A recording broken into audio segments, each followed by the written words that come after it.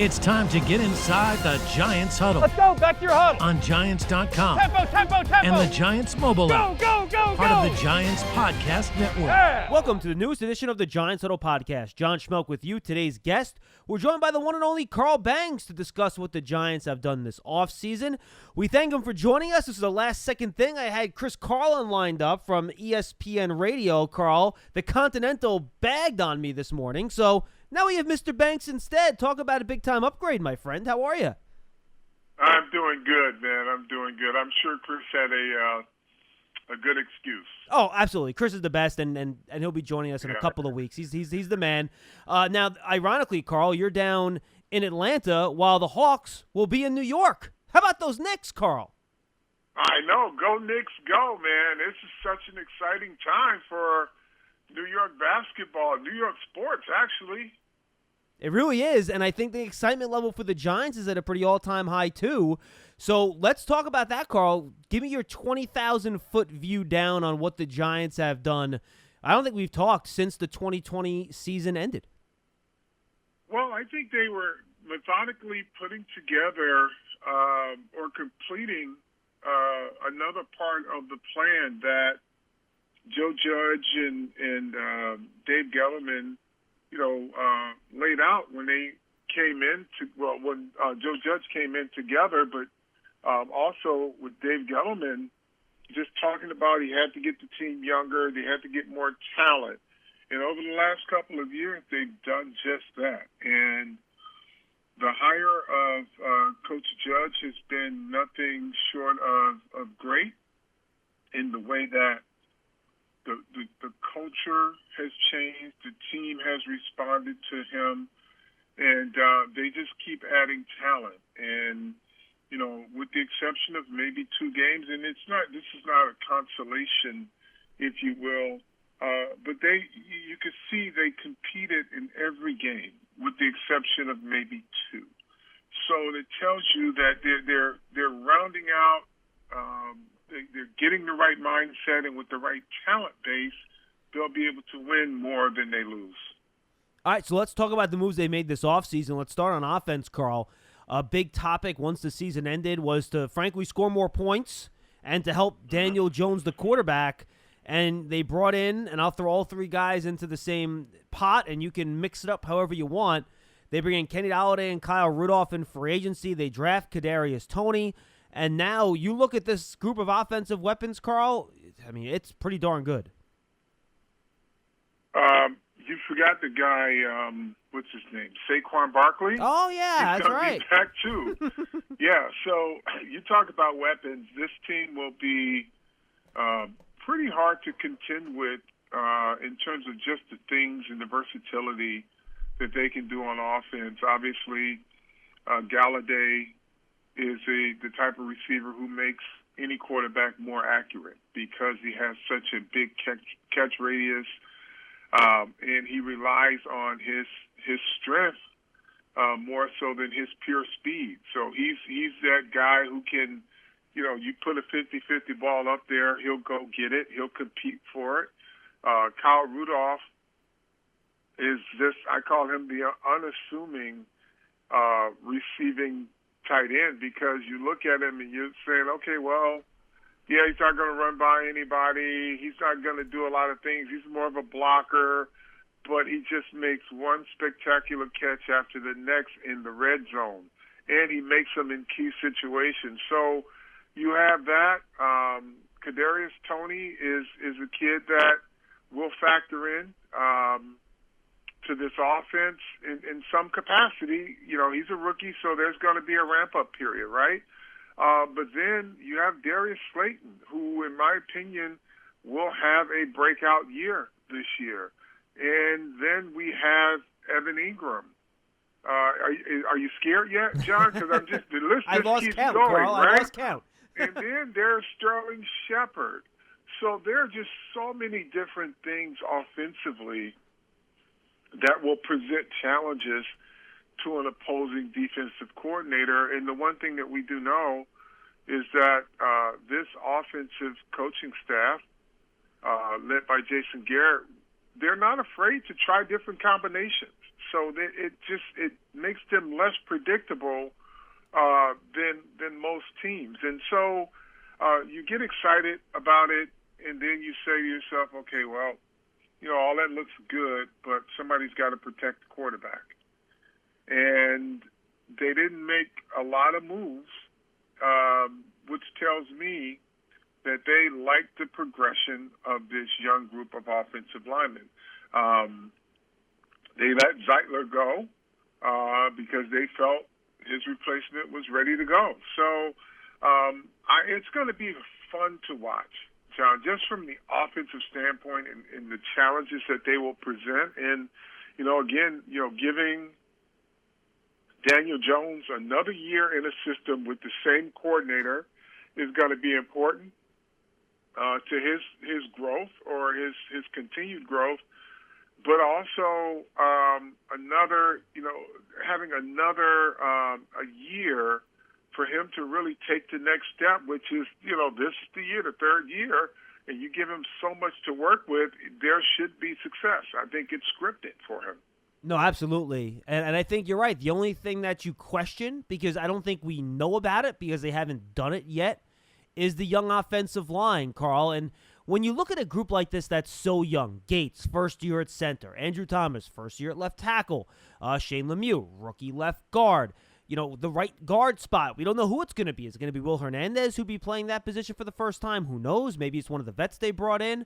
Matt Parrott competing with Nate Solder at right tackle. When you have that young of a group, how quickly can you see improvement? They have a new offensive line coach in Rob Sale, where there can be a big jump from what they were able to do last year to what they're going to be able to do this year. Well, that's where you normally see the appreciable growth. If your offensive line has any talent, it's from year one to year two.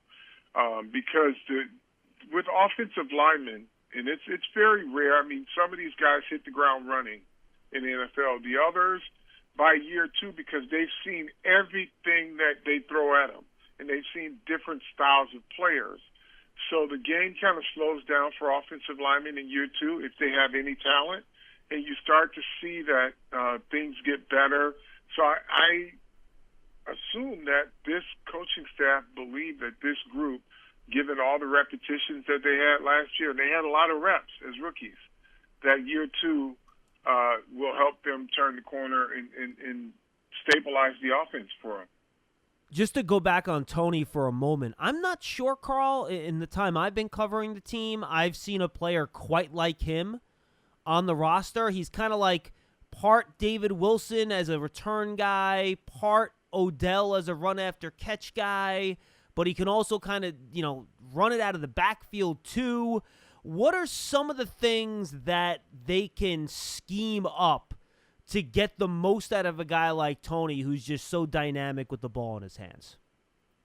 Well, that's, if he shows he's up to it as a rookie, I think his role is just going to expand. I think that's the beautiful part of having a guy like him. And, we've seen Jason Garrett over his years as a coordinator with the Dallas Cowboys use Cole Beasley in a lot of different ways. He had a lot of guys that he would use in different capacities as well as their given position. So Kadarius Toney could be that guy for all three positions, backfield guy, slot guy, move guy, outside guy, returner. There's so many things that he could be featured in. And then, once you have that as a threat, you establish that, then your vertical game just goes through the roof because, guys have got to jump up to stop a bubble screen to a guy like him. Yeah, and that'll open things up for everybody else. And another guy that does that, Carl, you mentioned him earlier, Saquon Barkley. How quickly do you think he can look like old Saquon? We've seen a guy like Adrian Peterson, who I think as a raw athlete is probably as similar to Saquon as you can get. But everyone recovers differently from these knee injuries. So what do you think expectations should be for him coming off that ACL? I think it's up to him and the Giants coaching staff, I think, medical staff. I think with Saquon, he is, one of the hardest workers we know. So he's going to do his part. And if the knee responds, which, from all the things that we're hearing, he's on track to open the season up. So I don't think you hold him back. You know, you may put him on a count of how many carries he's going to have, but I think we can expect the same explosive burst from him that he had prior to injury. No, I agree, Carl. Final thing on the offense. We get a lot of fan calls saying, oh, you got all these weapons. What are you going to be able to do? Open it up. But the way I look at it, and look, this doesn't mean you can't be creative, but I still get the feeling that based on what we saw from Jason Garrett in Dallas, the way Joe Judge talks about what he wants his team to look like, this is still an offense that's going to be run game, Saquon first, and pass off of that. Do you agree with that? Well, let's just say run game first. It may not necessarily be Saquon. They'll get to a lot of, again, this is where Kadarius Toney could factor in. Run game. He could factor into that. So they'll find different ways to run the football. Yes, and Saquon Barkley will be featured, but I think they're going to establish the line of scrimmage. I just don't think that they're going to line up and say, okay, well, we are Kansas City East, and we're just going to just chuck it 55, 60 times a game without establishing an identity up front. And I just think that's just not who they are. I agree. And you already mentioned Daniel Jones, but if you want to give me anything else on him, Carl, to me, that only helps a guy like that, where if teams are really overly concerned with that rushing attack, with all the play action you can run off of that, it really does make it a little bit easier on the quarterback.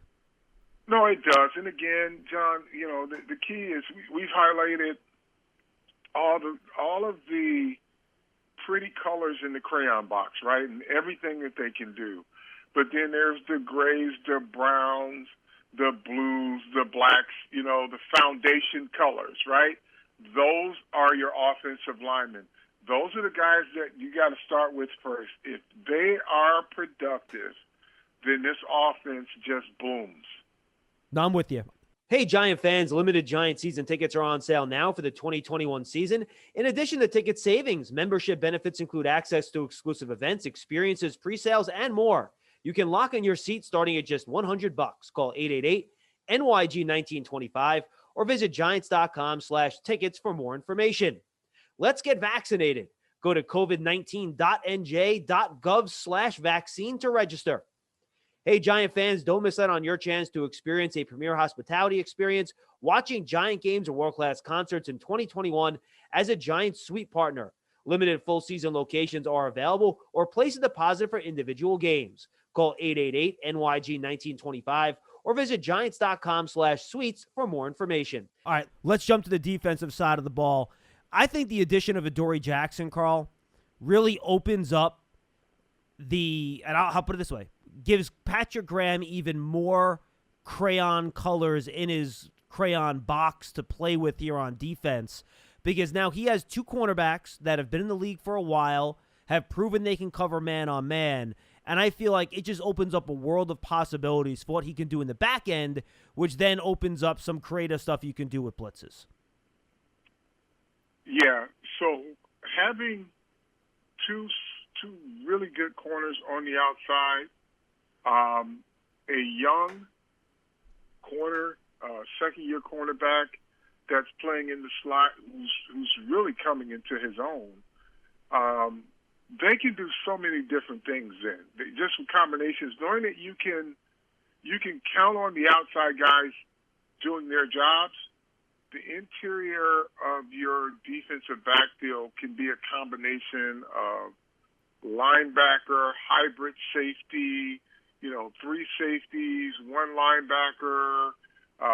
Your defensive line can take on a lot of different iterations. So, yeah, I mean, it's you know, if you're looking at an outside-in defense, meaning, you know, you want to make sure that you can shore up the outside at the corners, you got that, and then it's okay, so we got Leonard Williams and company and Dexter Lawrence and company, and then we got a lot of other skilled players standing behind those guys, and you can do a lot with them. So Giants fans, just be excited. You know, one thing we do know about Patrick Graham, he can call a good defense, and they compete. And I just think just one more piece of talent like an Adoree Adoree is just the thing that he likes, because you can play combination coverages and give a lot of different things to a offense. And then I think their safeties, it really is what allows them to do that to the nth degree, because they have three guys in Peppers who can play a little linebacker, who can play safety. You have Logan Ryan, who's a former cornerback. He can play deep safety. Xavier McKinney played nickel at Alabama. He can play deep safety. Throw in Julian Love, who can play corner and safety. They got four guys, Carl, that you can move around. As someone that played on multiple defense under Bill Belichick, when you have guys like that, it's safety, which is what the quarterback a lot of time reads right at the snap in terms of what the defense is doing. How does that allow Graham to disguise and do a bunch of crazy stuff to keep offenses and quarterbacks on their heels? Well, because center and the quarterback are normally relied on to read whatever their keys are going to be. And when the personnel changes, but the coverage is the same, or the coverage is different than what they thought it would be, it involves more people and creates a greater risk for an offense to make a mistake. Because when you just have people that are in a personnel grouping and you can try to anticipate what it's going to be, and they have guys that do multiple things, it's just hard to anticipate it. The Giants did draft two defensive players, Carl. Azeez Ojulari, the pass rusher out of Georgia, a steal in the second round. Also Aaron Robinson, the nickel cornerback who presumably would compete with Darnay Holmes. Your thoughts on those two guys and what they might add to the defense? Well, Ojulari, if we go by what has been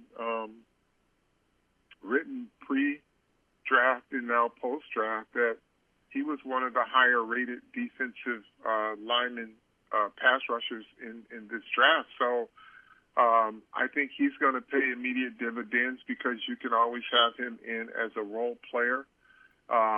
Your second pick on defense, he's going to compete, but he's going to also have to be a special teams contributor as well. And then, again, let's not discount like some of the players that the Giants have coming back. Lorenzo Carter, X-Man is coming back.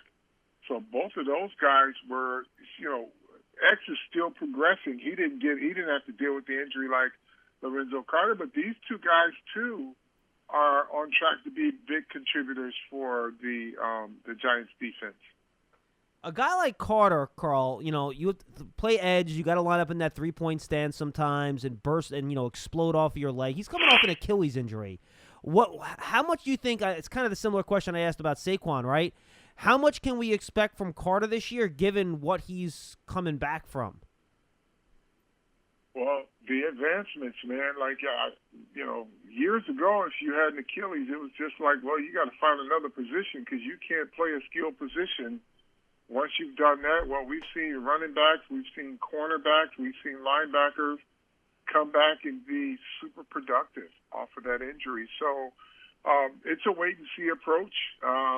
But, the rehabs are so much more aggressive these days than they were in the 90s even. So, and you're starting to see that, guys like Richard Sherman who play a position that would be pretty much prohibited to return from that injury, and he's been playing at a high level. So we'll see. What can Giant fans expect from a Leonard Williams encore and from Dexter Lawrence with Dalvin Tomlinson no longer on the roster?